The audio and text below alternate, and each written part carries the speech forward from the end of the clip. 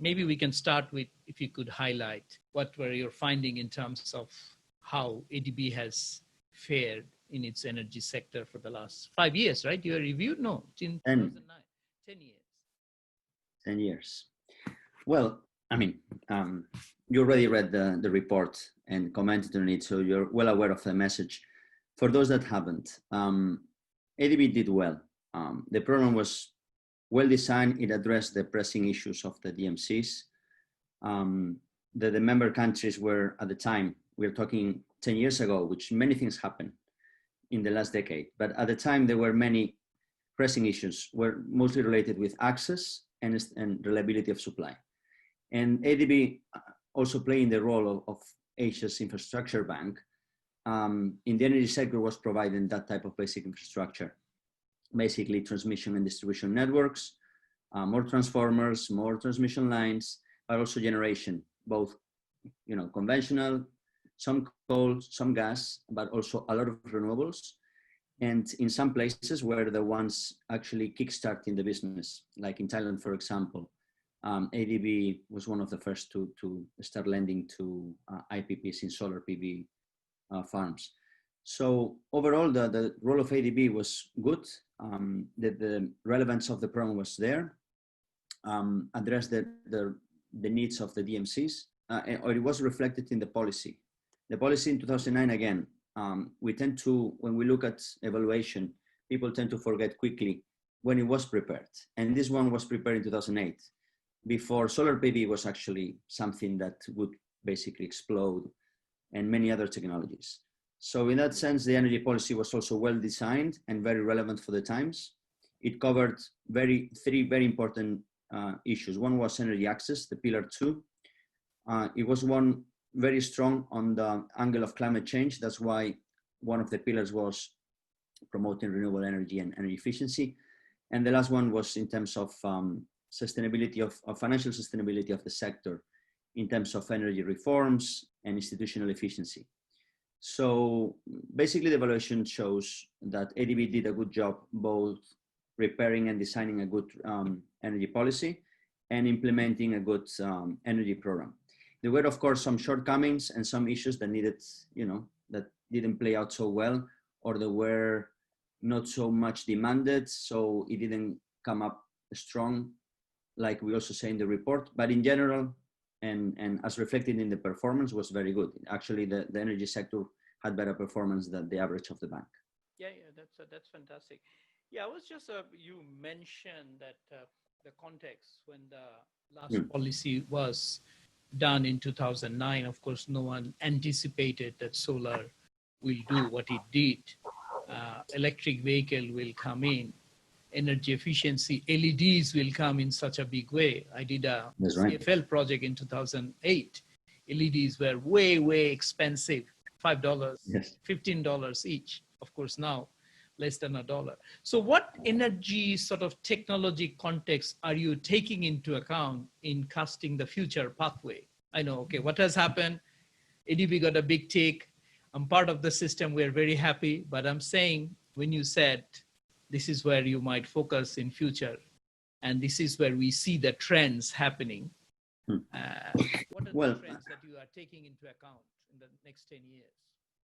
So, I mean, the report basically shows in the recommendation section, we have to look at the forward looking and what is the outlook, right? And obviously we used a lot of analysis done by the IEA and many others. We didn't invent anything here, but basically we were looking at what are the expectations. As you mentioned, solar PV 10 years ago, nobody would have expected that it's going to would be cheaper than any other generation technology. Similarly, battery storage, larger scale battery storage. I mean, the pricing decreases in the last 5 years, was something that also was not even expected 5 years ago. LEDs, EVs, even hydrogen, it seems that very soon is going to be already commercially viable in some applications.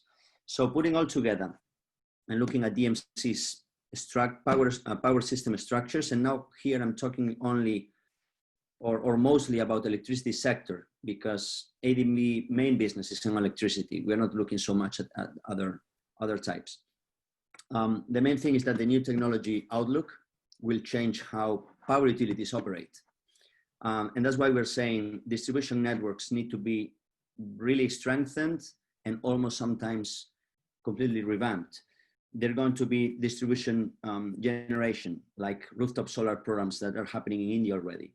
There's going to be major demand for electricity vehicles, which is going to essentially overload distribution feeders all over the place.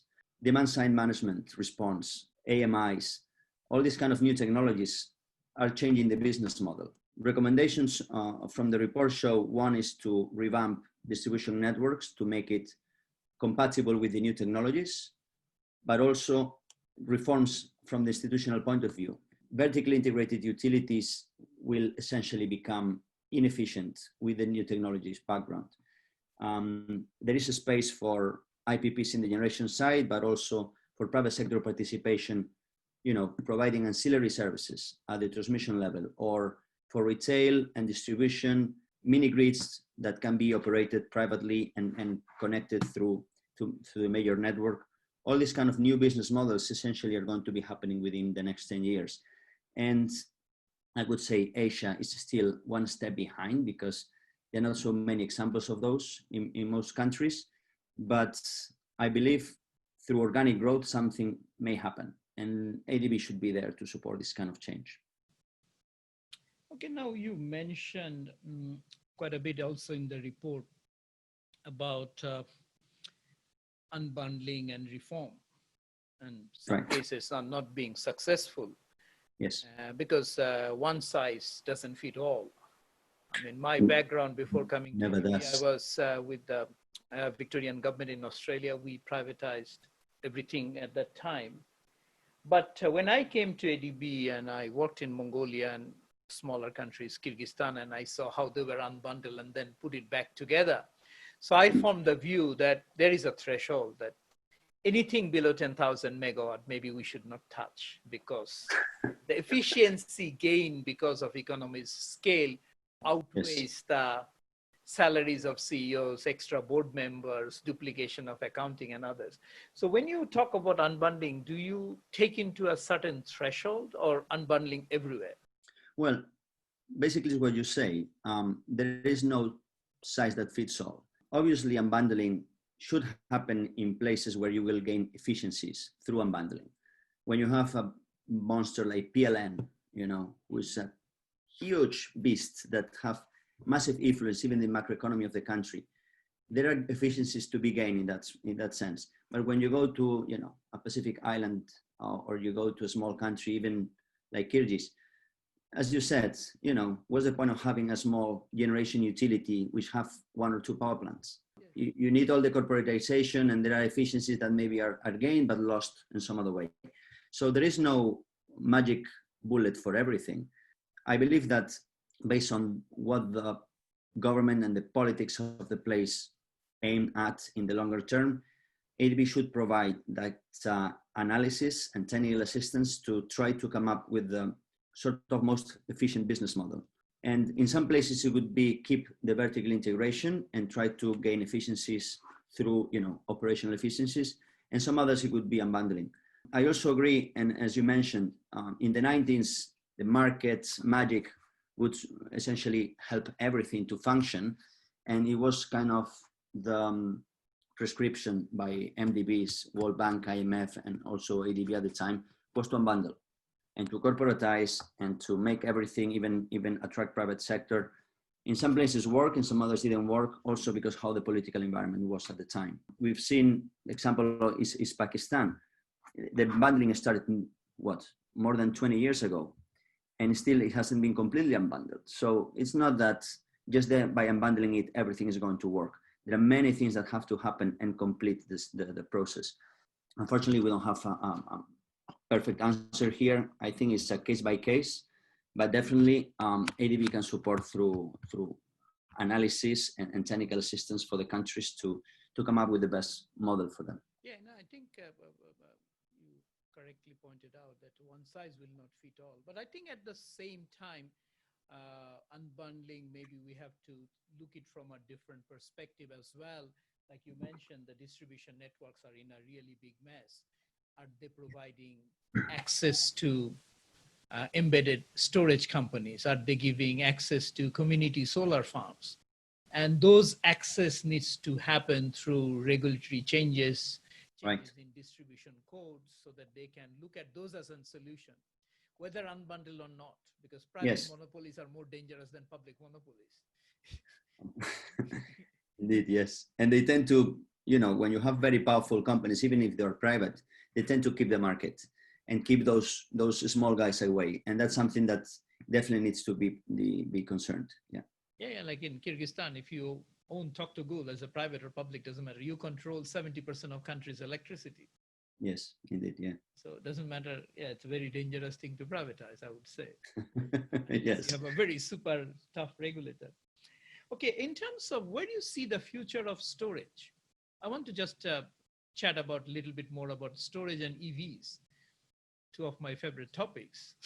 Yes, I've been reading your post in LinkedIn. Indeed, it's one of your favorites. So, well, 5 years ago, people were talking about battery storage, and it's going to be the new thing. And many voices were saying, well, not so fast. Okay, I mean, things are happening not so fast. And suddenly, 5 years later, there are massive battery banks that are, utility scale for ancillary services, for frequency control, for voltage control. Some are already using like the second life EV batteries to be integrated and balance all this. These together with new technologies, not only lithium ion, but other types. Now the flow, redox flow batteries and other types are coming also commercially viable. Plus thermal storage, compressed air storage. Gravity storage. Yeah, and then the eventual commercial viability of hydrogen is going to change everything. And very soon, even before 2025, I believe that in many developed networks, battery is going to play a big role. And a lot of these peakers and even baseload power plants are going to become unprofitable. However, then you have this news from California where basically the TSO, the transmission system operator, are calling clients that, hey, listen, you have to turn off your load because the whole system is going to collapse. Then one wonders, are we going too fast? Are we thinking that technology is going to solve everything? And when we face one of these little peaks, the whole system collapses? Because if you are playing at the edge and you don't really have reserve margin, that can happen. And in California, because how the policies were designed, and how fossil fuel generators were kicked out of the system because they were too expensive. Well, that's something to have to be considered as well. And some safety and reliability needs to be incorporated. But again, for your question, definitely storage is the new kid in town, and is going to play a super role in all this. And if we talk in 10 years, the power sector business model, the whole thing is going to be completely different. That I'm completely convinced. Yeah, other thing that I have not seen much happening yet, I'm very convinced that will happen, that all appliances will come out with the built-in batteries. So that means this concept of peak and off-peak that we have residential, that is gone. So like my notebook, your notebook, whenever I connect, it doesn't cause anything to the demand. It goes through whatever it has as storage, right? So as batteries become cheaper, I have already seen in television, in fridges. So maybe every appliances will have a battery built in. So then there is nothing peak. Everybody is a base load, right? Indeed, this is already happening also because of the convenience of not being always to be plugged to a cord, right?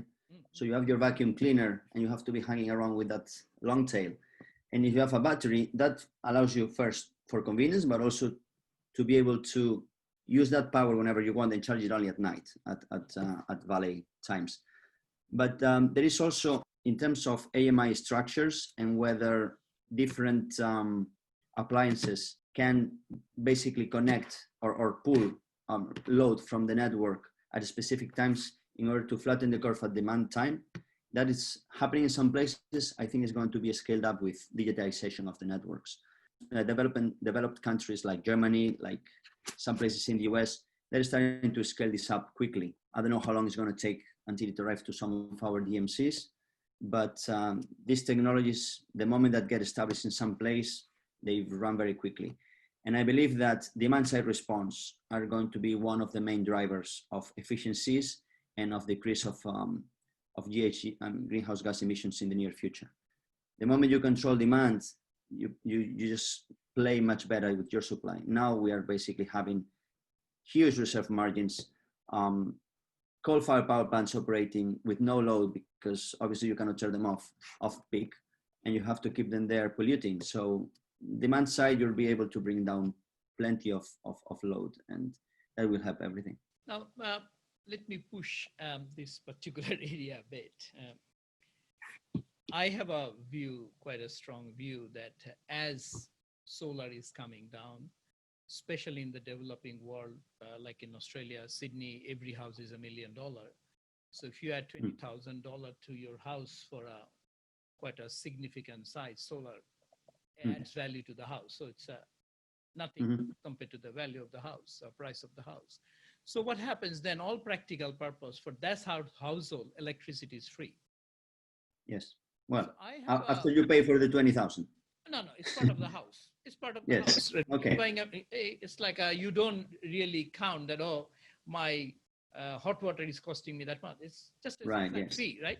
Yes. So we stop paying this incremental cost. And as we do, I'm just wondering, and plus then you have your electric car, which can be with a V2G and V2V, it may be a carrier of your 100 kilowatt hour, which is floating around. You can share around, you can charge at home, dump it somewhere, get the credit. Basically, you have another distribution network that's coming up because of electric cars. So I wonder, will the domestic demand, especially in Asia, maybe, or even in developed countries, gradually vanish from the grid? You mean because everybody's a prosumer? Everybody's a prosumer, and or people are selling and buying because you have a parallel universe with the electric vehicle, right?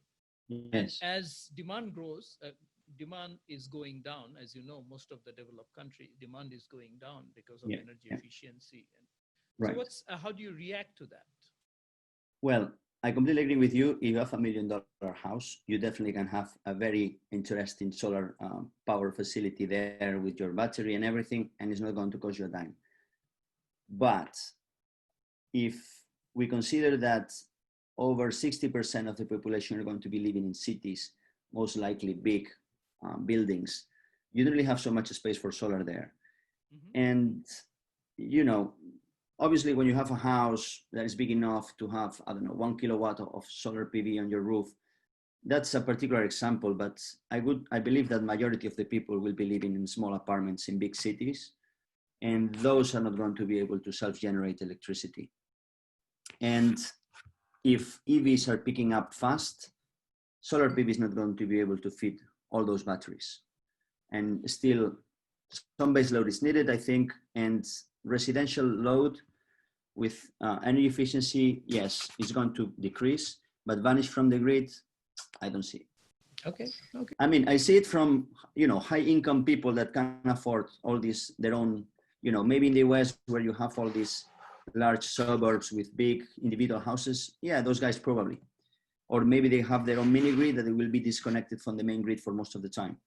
But large population centers, big cities in Asia particularly, I mean, look, if you think about Manila, only the guys in the villages can do that, but the guys in the condos, I know, but Manila still average consumption is 10 kilowatt hour a day, a family consumption, right? So it's not a huge consumption. Average, yes. If you look outside and see all the roofs that are empty, eventually, if that becomes a resource, a third party comes and installs and takes it out. So potentially, and then all the water areas and others, and then all the people come in and they can bring as a parallel universe. But it will be interesting to see. It will be, definitely. And I'm not saying it won't happen. I'm saying that, it would be good it would be good if that happens. But, Because the biggest load globally is air conditioning and heating. heating Yes. is worse than air conditioning. So at least all over Asia, you don't have the issue of heating. But if you're in Mongolia, yeah. but I've seen IEA published recently a report on cooling. They're saying by 2050, 45% of all electricity consumption is going to be for cooling. And imagine India and Indonesia and China expanding air conditioning up to 80% of the population. That's going to be a huge load. And that's a huge opportunity for energy efficiency as well. So well, IEA really doesn't have much credibility in terms of forecasting renewables. So we all know that. So, but let's see. well, it's not only IEA, it's everybody anyway. It's difficult to forecast. IEA has been quite slow in the hockey stick. So in terms of changing context, so you think the energy efficiency, EVs and batteries are going to play a huge role for us? What about off-grid solar? I think This is an area that you highlighted as well, no? yes. Well, the off-grid part was highlighted because of some pockets of not consumers, some pockets of population that are not yet having access to electricity, and it's too expensive to bring. Obviously, Pacific Islands, you have your own mini grid, but in some areas in the mountains, mountains in Laos, Vietnam, some areas in the Himalayas, those parts are very difficult to extend the grid and very expensive. So now it's small mini grids or a hybrid can play a huge role to electrify all those places. And that's why we mention off-grid as something that ADB should definitely focus this decade to be able to achieve universal electrification across Asia. In terms of off-grid for larger population centers or be able to have large mini grids that connect and disconnect from the national grid, for example, those technologies are happening. It's possible already to do, but I don't think it's going to play a big role in the near future because of how the utility business model works and the incentives for different players to actually have their insulated mini grid from the national grid. But from technology perspective, batteries and solar evolve so much that you can have a perfectly functioning 100% solar mini grid in many places. Yeah, like if you look at the vast population in Pakistan, India, Afghanistan do not have access to electricity, and those people's consumption will be less than a kilowatt hour a day. Yeah, much less.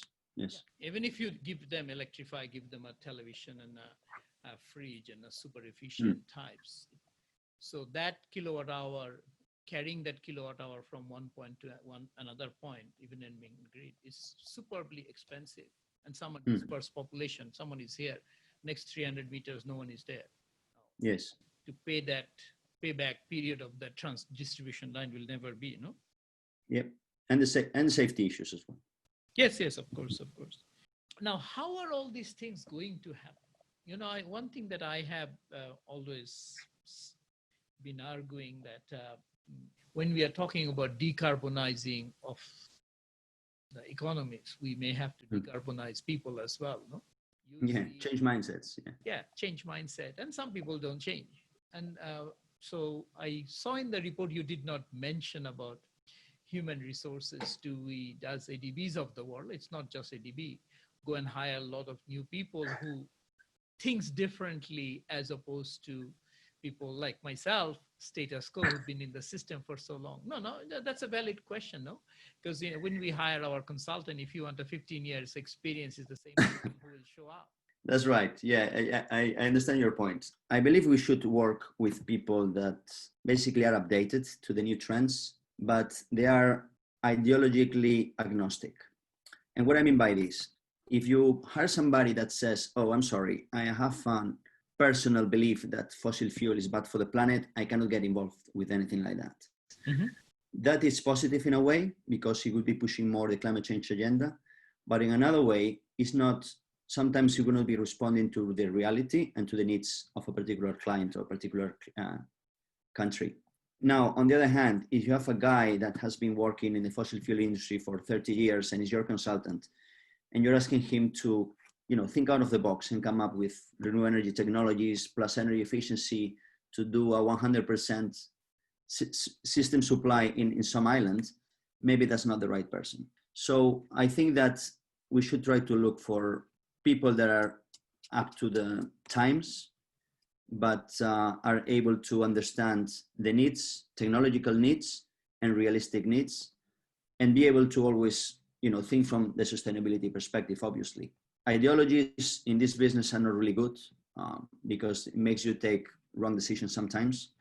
And we may see this when the new energy policy comes up.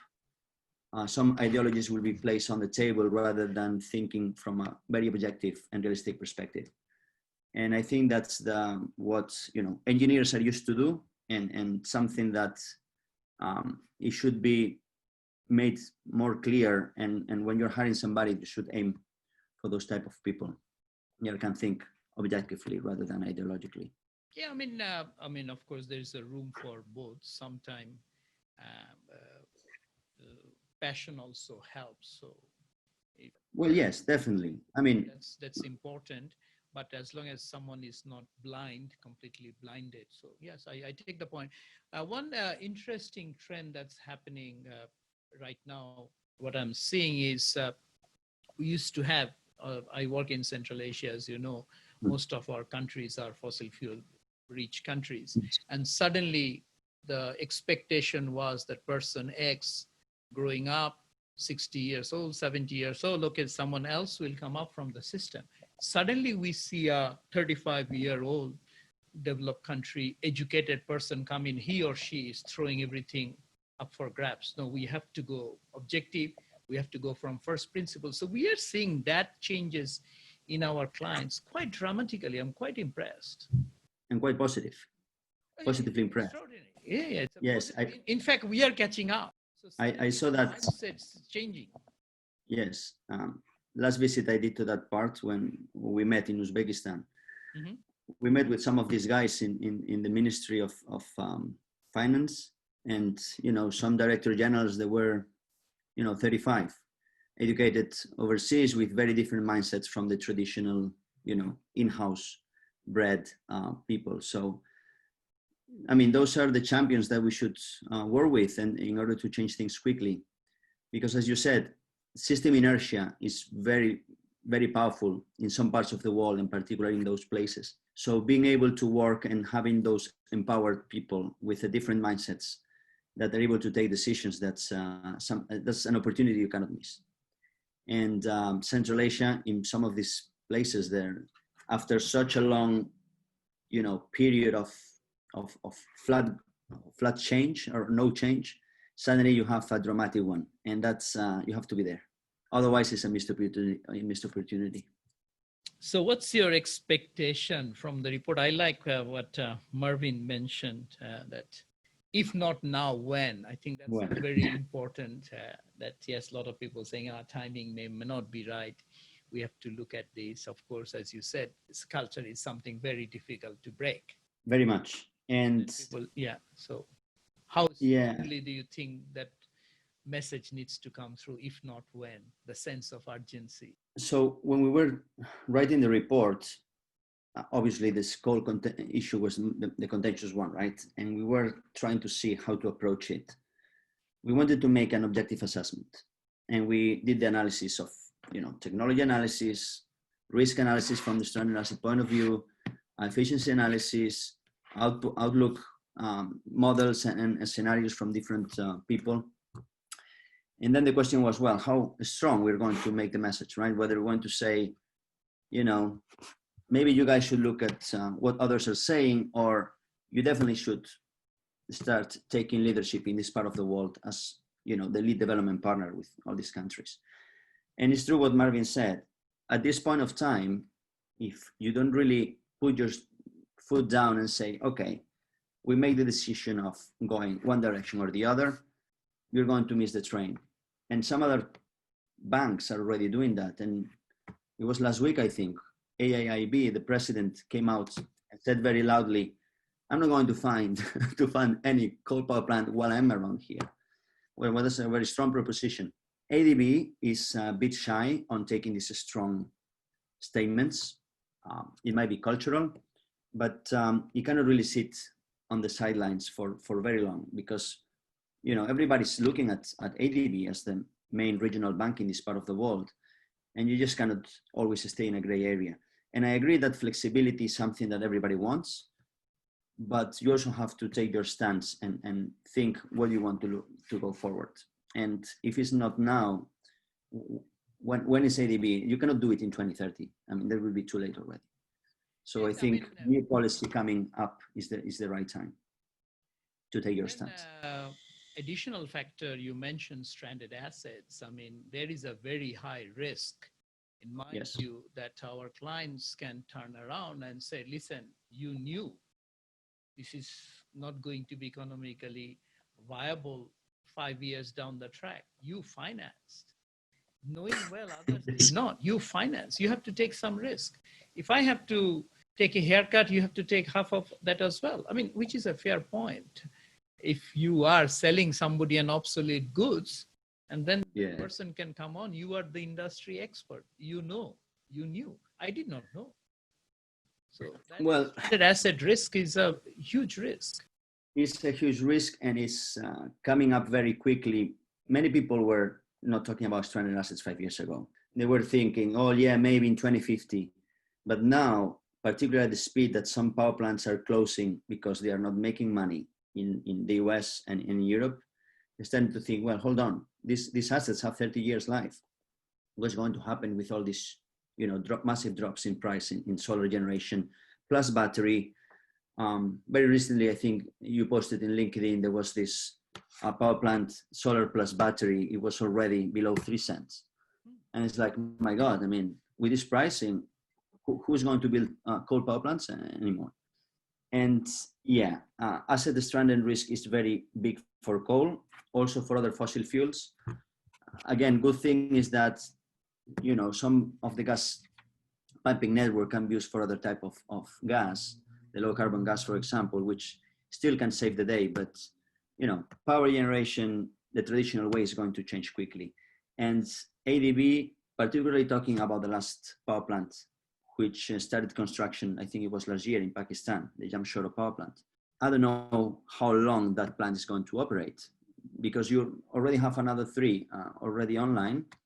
And depending how the economy of the country and how demand grows and evolves, it's a 1 gigawatt of power that maybe it becomes obsolete in 10 years.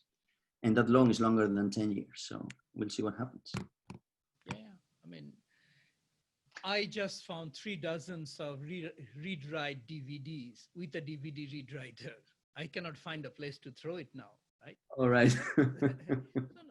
Technology gets obsolete quickly, yes. Yeah, there's stranded asset risk, because that particular project that you mentioned and many others, in my view, maybe there's an opportunity now for us to go to clients and say, listen, this coal plant is going to serve you maybe another 7 years. That's what your plan is, but we think it's going to be obsolete in 3 years. Can we get Green Climate Fund or some other funds, bring it forward, and you can shut it down, and we can trade that avoided carbon dioxide, get you some clean development sort of mechanism money, because that carbon is avoided. So I think that's an area we should also get involved in, helping clients to phase out. Or even with some sunk cost.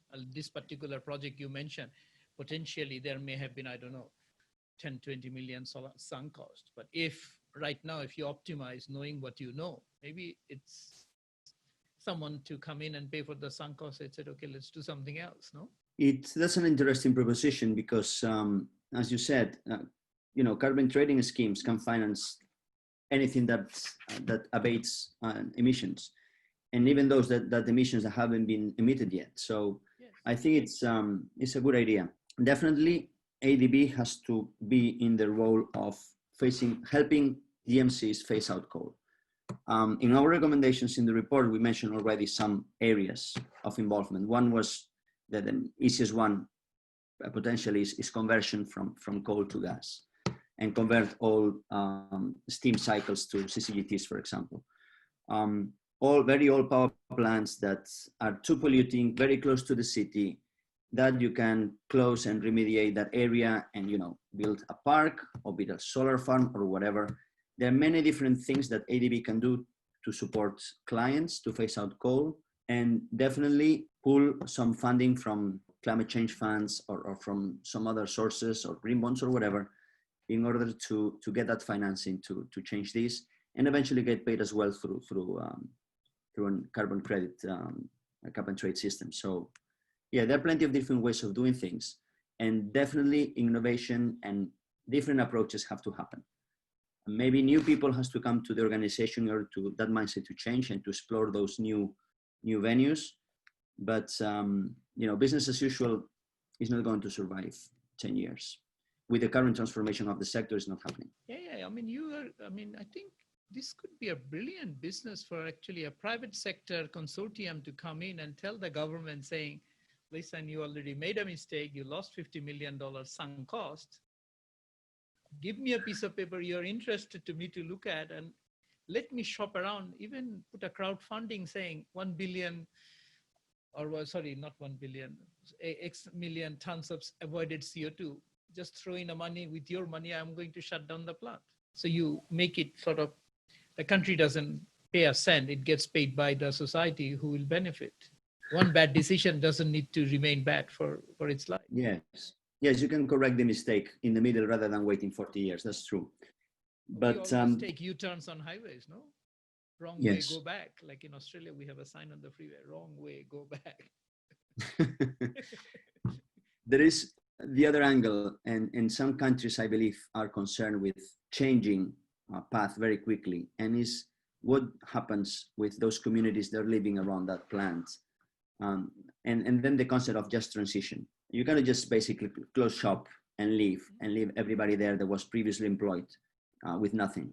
And that's something that is also part of the support that ADB can give. Maybe a blended thing is not only, a private sector operation that works with some venture fund and comes up with some intelligent financial scheme to be able to turn it around.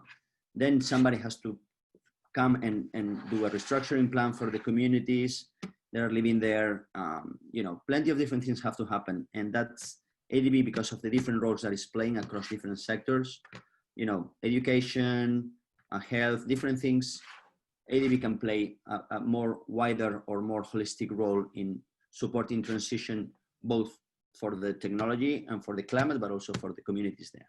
And that's something that we cannot isolate. And one of the reasons we're talking in the report about cross-sectoral support is be able to bring a more holistic solution to a problem, rather than just, okay, I'm sorry, I only work with energy, and then whoever is dealing with the other thing is the other department, I don't have the phone number, that cannot happen. So definitely organizations like ADB, which are cross-sectoral and with a lot of experience across different aspects of development, have to come together and provide the so-called one ADB solution, So definitely there's huge opportunities. And when I hear people saying, well, in the energy business, MDBs are starting to lose their edge because no more large generation or no more power transmission is needed. And it's not really true. I mean, what is true that it does not need it, but there are plenty of opportunities and plenty of business to be done. And I think with a little bit of thinking and mindset changing, MDBs can really play a huge role in the next decade as well in the energy sector and cross-sector applications.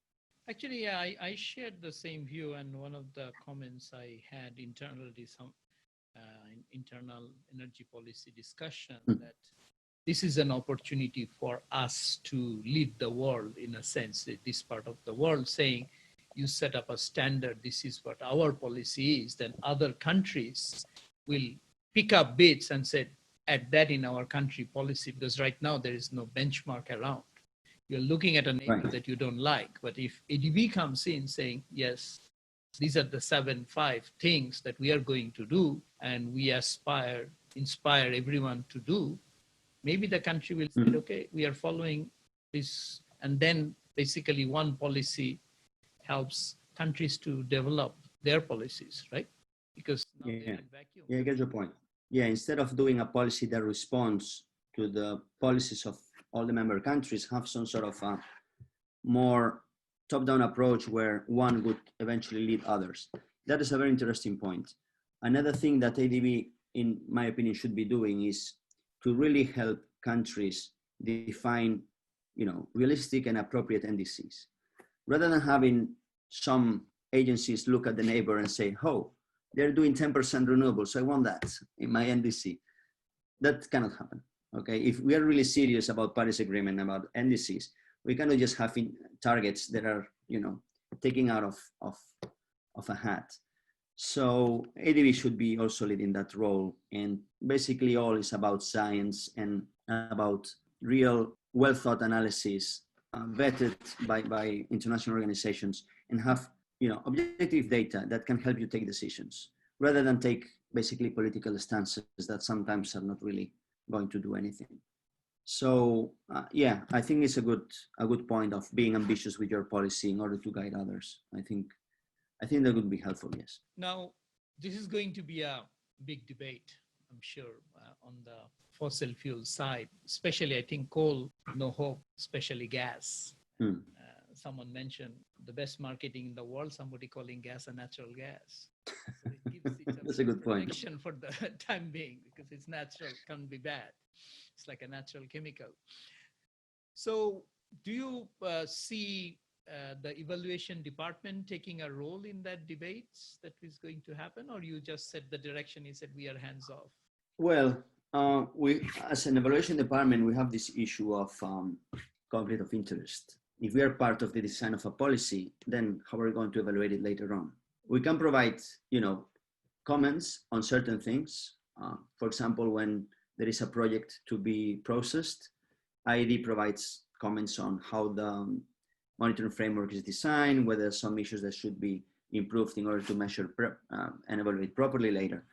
But in terms of content, in particular in terms of coal or no coal, or gas or no gas, that's something that IED cannot get involved. No, Having said that, but you can still comment, right? We can comment, yeah.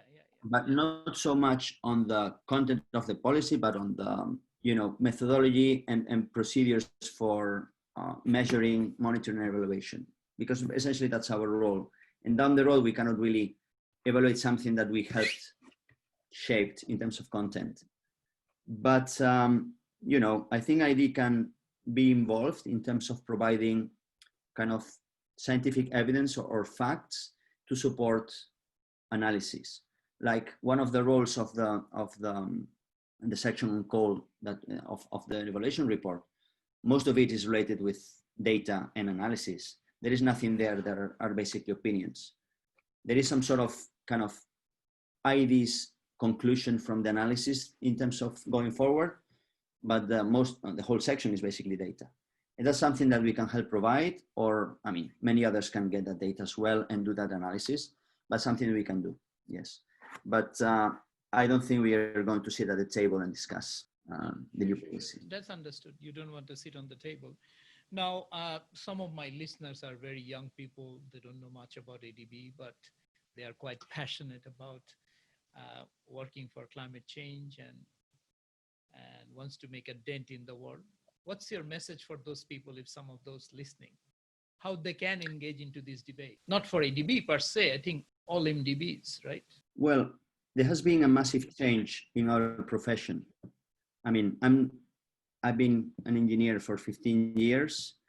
And when I studied renewable energies in school, it was some sort of a kind of a side subject that was not really that important.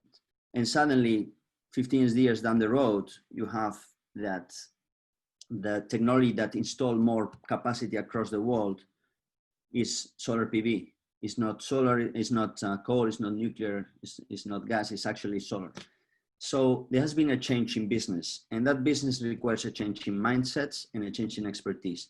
And these young people committed to climate change definitely need to get on board on technical degrees or law to design policies, environmental studies. There's plenty of work to be done in order to push the climate change agenda forward.